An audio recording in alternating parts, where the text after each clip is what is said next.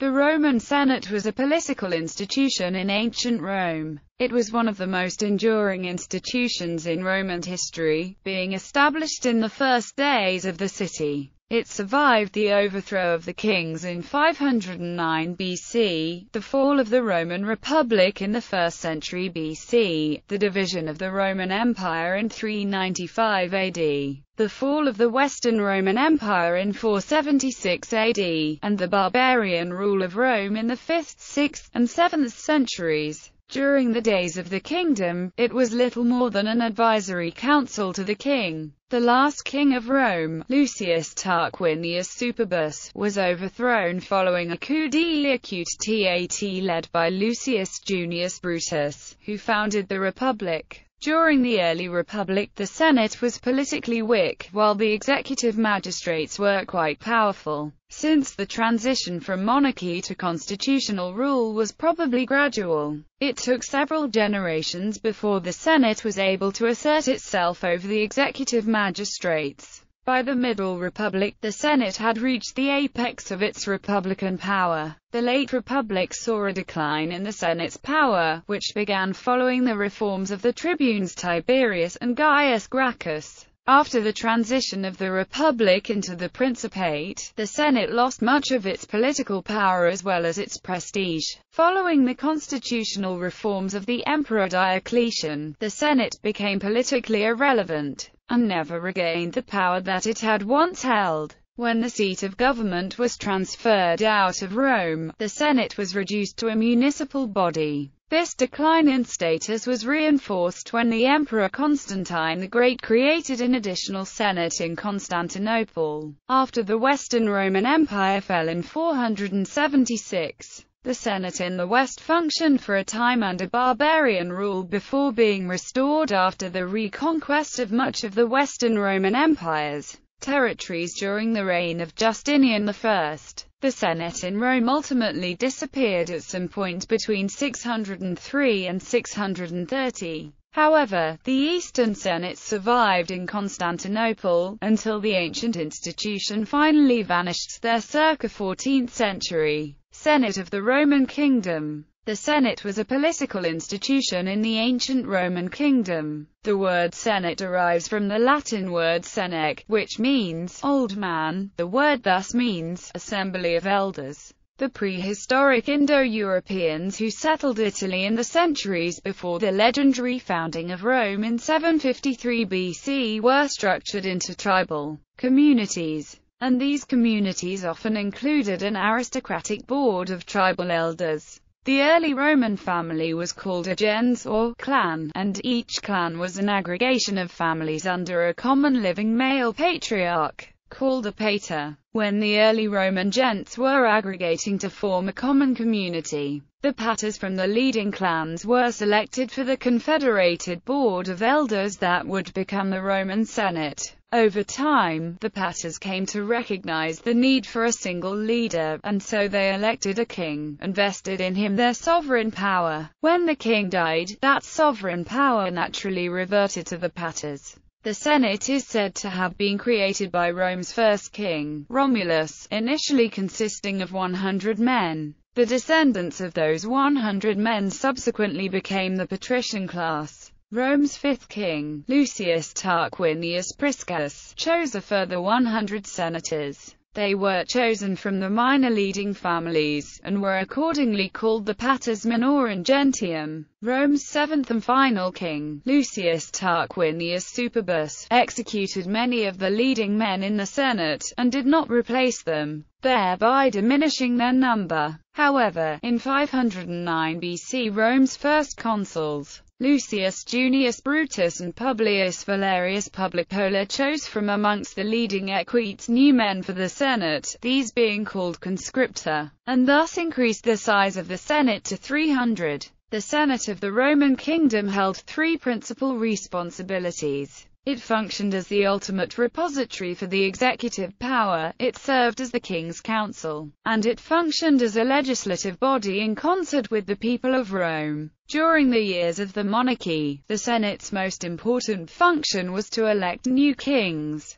While the king was technically elected by the people, it was actually the Senate who chose each new king. The period between the death of one king and the election of a new king was called the Interregnum, during which time the Interrex nominated a candidate to replace the king. At least one king, Servius Tullius, was elected by the Senate alone, and not by the people. The Senate's most significant task, outside of regal elections, was to function as the king's council, and while the king could ignore any advice it offered, its growing prestige helped make the advice that it offered increasingly difficult to ignore. Technically, the Senate could also make new laws, although it would be incorrect to view the Senate's decrees as legislation in the modern sense. Only the king could decree new laws, although he often involved both the Senate and the Curiate Assembly in the process. Senate of the Roman Republic. When the Republic began, the Senate functioned as an advisory council. It consisted of 300 senators, who were initially patrician and served for life.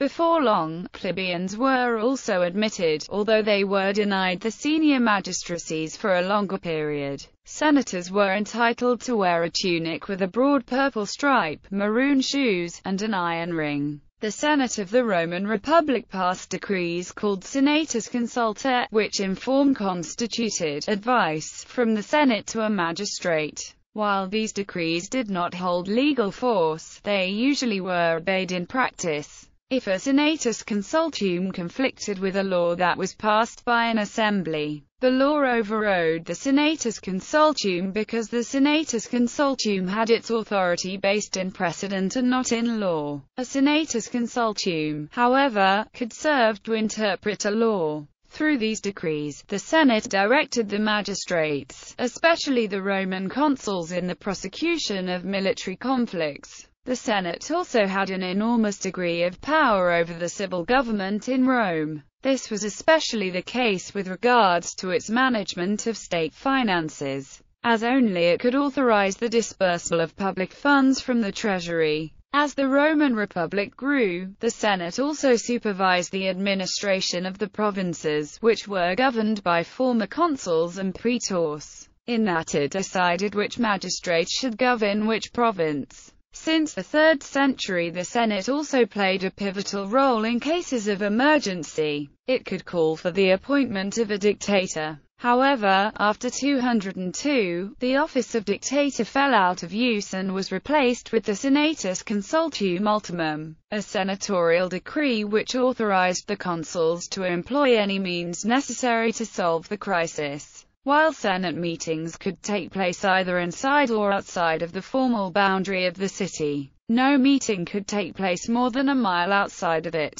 The Senate operated while under various religious restrictions. For example, before any meeting could begin, a sacrifice to the gods was made, and a search for divine omens was taken. Meetings usually began at dawn, and a magistrate who wished to summon the Senate had to issue a compulsory order. The Senate meetings were public, and were directed by a presiding magistrate, usually a consul. While in session, the Senate had the power to act on its own, and even against the will of the presiding magistrate if it wished. The presiding magistrate began each meeting with a speech, and then referred an issue to the senators, who would discuss the issue by order of seniority. Senators had several other ways in which they could influence a presiding magistrate. For example, all senators had to speak before a vote could be held, and since all meetings had to end by nightfall, a senator could talk a proposal to death if he could keep the debate going until nightfall.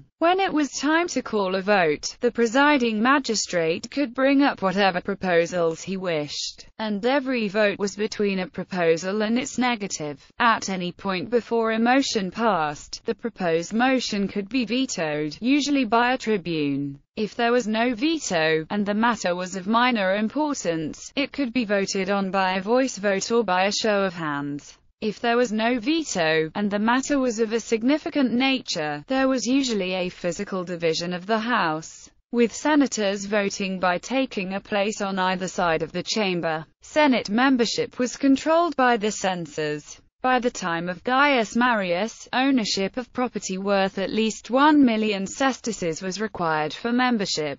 The ethical requirements of senators were significant. In contrast to members of the equestrian order, senators could not engage in banking or any form of public contract. They could not own a ship that was large enough to participate in foreign commerce. They could not leave Italy without permission from the Senate, and they were not paid a salary. Election to magisterial office resulted in automatic Senate membership. Senate of the Roman Empire. After the fall of the Roman Republic, the constitutional balance of power shifted from the Roman Senate to the Roman Emperor, though retaining its legal position as under the Republic. In practice, however, the actual authority of the imperial Senate was negligible, as the emperor held the true power in the state. As such, membership in the Senate became sought after by individuals seeking prestige and social standing, rather than actual authority. During the reigns of the first emperors, legislative, judicial, and electoral powers were all transferred from the Roman assemblies to the Senate. However, since the emperor held control over the Senate acted as a vehicle through which he exercised his autocratic powers. The first emperor, Augustus, reduced the size of the Senate from 900 members to 600, even though there were only about 100 to 200 active senators at one time. After this point, the size of the Senate was never again drastically altered. Under the empire, as was the case during the late Republic, one could become a senator by being elected quaestor, but only if one was of senatorial rank. In addition to quaestors, elected officials holding a range of senior positions were routinely granted senatorial rank by virtue of the offices that they held. If an individual was not of senatorial rank, there were two ways for him to become a senator. Under the first method, the emperor granted that individual the authority to stand for election to the quaestorship, while under the second method, the emperor appointed that individual to the Senate by issuing a decree. Under the empire, the power that the emperor held over the Senate was absolute. During Senate meetings, the emperor sat between the two consuls, and usually acted as the presiding officer. Senators of the early empire could ask extraneous questions or request that a certain action be taken by the Senate. Higher-ranking senators spoke before those of lower rank, although the emperor could speak at any time. Besides the emperor, consuls and praetors could also preside over the Senate. Since no senator could stand for election to a magisterial office without the emperor's approval, senators usually did not vote against bills that had been presented by the emperor. If a senator disapproved of a bill, he usually showed his disapproval by not attending the Senate meeting on the day that the bill was to be voted on. While the Roman assemblies continued to meet after the founding of the empire, the powers were all transferred to the Senate, and so senatorial decrees acquired the full force of law. The legislative powers of the imperial Senate were principally of a financial and an administrative nature, although the Senate did retain a range of powers over the provinces. During the early Roman Empire, all judicial powers that had been held by the Roman assemblies were also transferred to the Senate. For example, the Senate now held jurisdiction over criminal trials. In these cases, a consul presided, the senators constituted the jury, and the verdict was handed down in the form of a decree, and, while a verdict could not be appealed, the emperor could pardon a convicted individual through a veto. The emperor Tiberius transferred all electoral powers from the assemblies to the Senate, and, while theoretically the Senate elected new magistrates, the approval of the emperor was always needed before an election could be finalized. Around 300 AD, the emperor Diocletian enacted a series of constitutional reforms. In one such reform, he asserted the right of the emperor to take power without the theoretical consent of the Senate, thus depriving the Senate of its status as the ultimate depository of supreme power. Diocletian's reforms also ended whatever illusion had remained that the Senate had independent legislative, judicial, or electoral powers.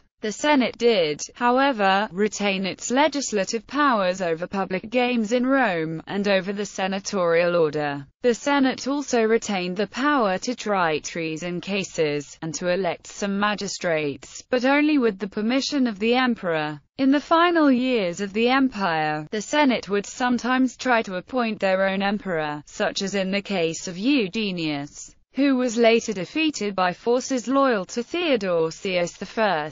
The Senate remained the last stronghold of the traditional Roman religion in the face of the spreading Christianity, and several times attempted to facilitate the return of the altar of victory to the senatorial curia. Post-imperial Senate in Rome. After the fall of the Western Roman Empire, the Senate continued to function under the barbarian chieftain Odoacer, and then under Ostrogothic rule. The authority of the Senate rose considerably under barbarian leaders, who sought to protect the institution. This period was characterized by the rise of prominent Roman senatorial families, such as the Anici, while the Senate's leader, the Princeps Senatus, often served as the right hand of the barbarian leader. It is known that the Senate successfully installed Laurentius as pope in 498. Despite the fact that both King Theodoric and Emperor Anastasius supported the other candidate, Symmachus, the peaceful coexistence of senatorial and barbarian rule continued until the Ostrogothic leader Theoda had found himself at war with Emperor Justinian I and took the senators as hostages. Several senators were executed in 552 as revenge for the death of the Ostrogothic king, Totila. After Rome was recaptured by the imperial army, the Senate was restored, but the institution had been mortally weakened by the long war. Many senators had been killed, and many of those who had fled to the east chose to remain there, thanks to favorable legislation passed by Emperor Justinian, who, however, abolished virtually all senatorial offices in Italy. The importance of the Roman Senate thus declined rapidly. Relationships with Constantinople in 578 and again in 580. The Senate sent envoys to Constantinople. They delivered £3,000 of gold as a gift to the new emperor, Tiberius II Constantinus, along with a plea for help against the Lombards,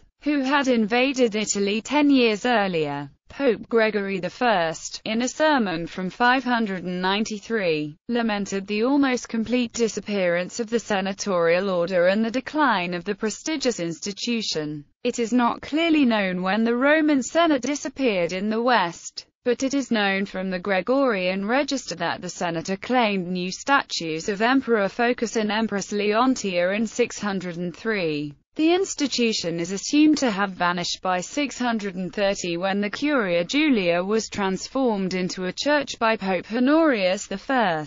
Medieval era. In later medieval times, the title, senator, was still in occasional use, but it had become a meaningless adjunct title of nobility and no longer implied membership in an organized governing body. In 1144, the Commune of Rome attempted to establish a government modeled on the old Roman Republic in opposition to the temporal power of the higher nobles and the Pope. This included setting up a Senate along the lines of the ancient one. The revolutionaries divided Rome into 14 regions, each electing 4 senators for a total of 56. These senators, the first real senators since the 7th century, elected as their leader Giordano Pierleone, son of the Roman consul Pierleone, with the title patrician, since consul was also a deprecated noble styling. This renovated form of government was constantly embattled. By the end of the 12th century, it had undergone a radical transformation, with the reduction of the number of senators to a single one, summus senator, being thereafter the title of the head of the civil government of Rome. In modern terms, for example, this is comparable to the reduction of a board of commissioners to a single commissioner, such as the political head of the police department of New York City.